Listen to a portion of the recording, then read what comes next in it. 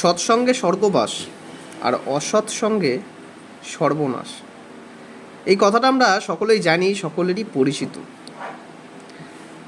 এই কথাটাই ঠিক আমাদের ফাইন্যান্সিয়াল জগতেও ব্যবহৃত হতে পারে। কিভাবে? যদি আপনার সঠিক ইনভেস্টমেন্ট হয় তাহলে সেটা আপনাকে স্বর্গলাভ করাবে। আফটার রিটায়ারমেন্ট খুব সুন্দরভাবে জীবনযাপন করবেন। কিন্তু যদি অসৎ সঙ্গ মানে ভুল জায়গায় ইনভেস্টমেন্ট হয় তাহলে কিন্তু আপনাকে নরকবাস করতে হবে, মানে সর্বনাশ হয়ে যাবে আফটার রিটায়ারমেন্ট। আপনি কি খাবেন, কি পরবেন, সেটার জন্যও আপনার সন্তানের ওপর নির্ভরশীল হয়ে থাকতে হবে।